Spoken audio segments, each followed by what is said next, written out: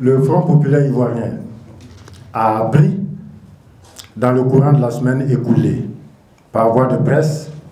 que le chef de l'État, M. Alassane Dramane Ouattara,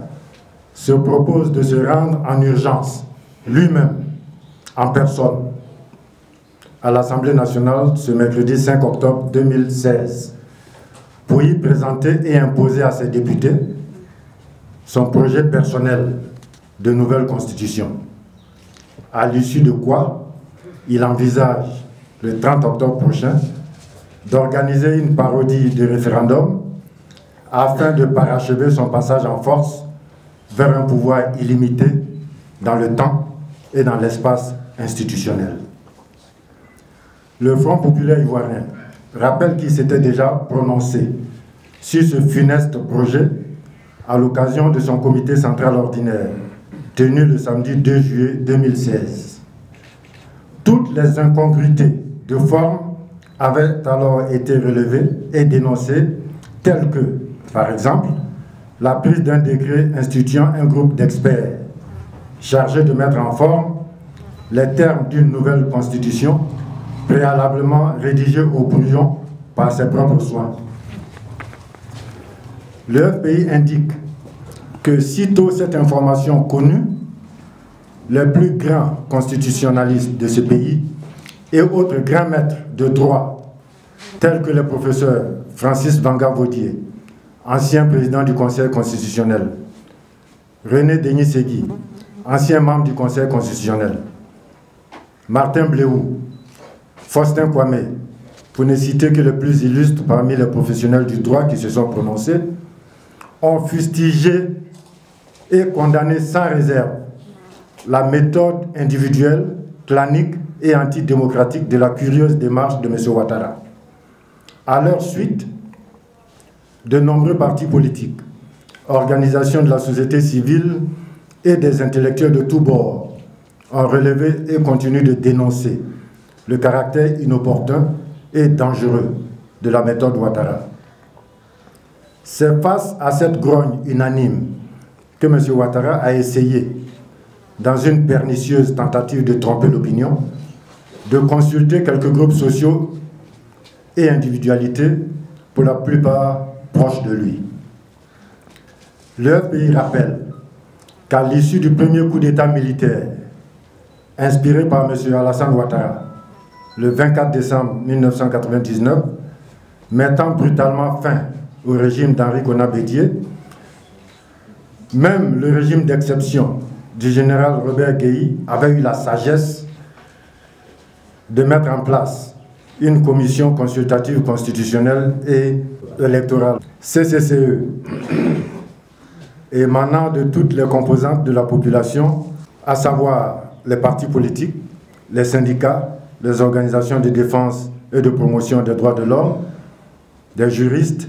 les religieux, les chefs traditionnels, les philosophes, les artistes, etc. C'est cette commission, véritablement représentative de la société ivoirienne,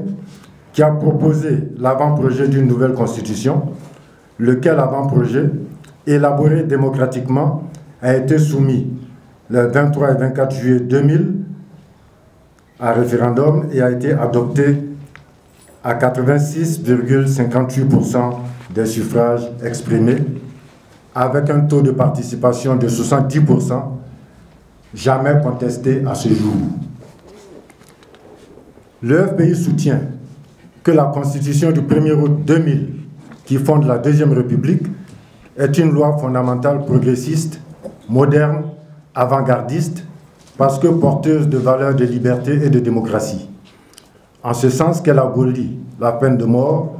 garantit les droits humains, institue la séparation des pouvoirs, instaure l'école obligatoire, interdit le tribalisme et toutes les formes de discrimination, interdit l'exil forcé, organise la décentralisation et pose la limitation des mandats présidentiels. Au vu de ce que nous venons de noter, l'obsession d'Alassane Ouattara est hautement suspecte et ne peut être motivée que par la volonté d'empêcher la Côte d'Ivoire d'aller à la modernité. Une tendance très marquée à ramener la Côte d'Ivoire à un État monarchique l'obligation de bradage des richesses nationales à ses créanciers et le désir maladif d'effacer toute trace de Laurent Gbagbo comme si cela était humainement possible. En réalité, la constance dans la démarche d'Alassane Dramane Ouattara consiste à continuer de discréditer les institutions de la Deuxième République et les personnalités qui les incarnent, à semer la confusion dans l'esprit des Ivoiriens. Le Front populaire ivoirien, plus que jamais attaché aux valeurs démocratiques, réaffirme que la préoccupation du peuple ivoirien aujourd'hui n'est absolument pas le remplacement obsessionnel d'une constitution moderne, progressiste, populaire et légitime, par une constitution de régression personnelle, impopulaire et contestée, par laquelle Ouattara espère rester au pouvoir à vie.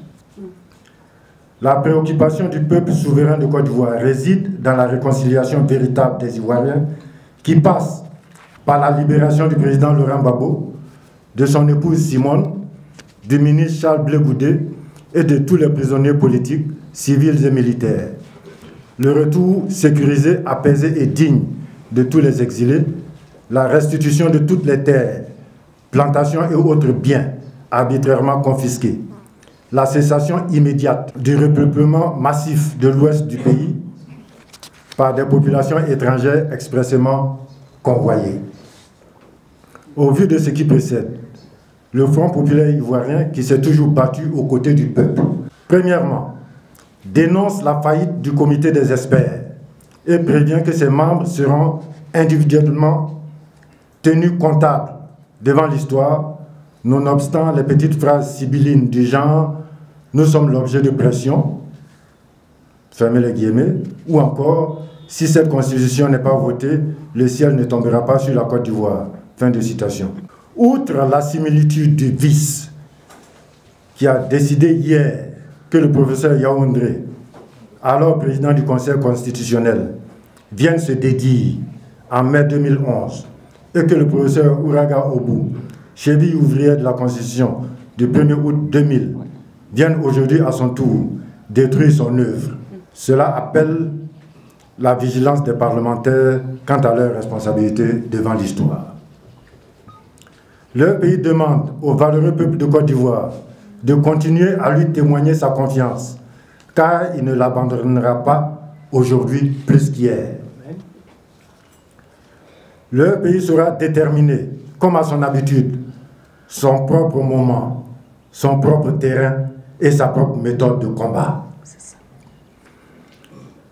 Il réaffirme qu'il se donnera les moyens, avec les Ivoiriens, de faire barrage à cette autre forfaiture inscrite dans la droite ligne du coup d'État permanent. Cette dernière tentative ne passera pas.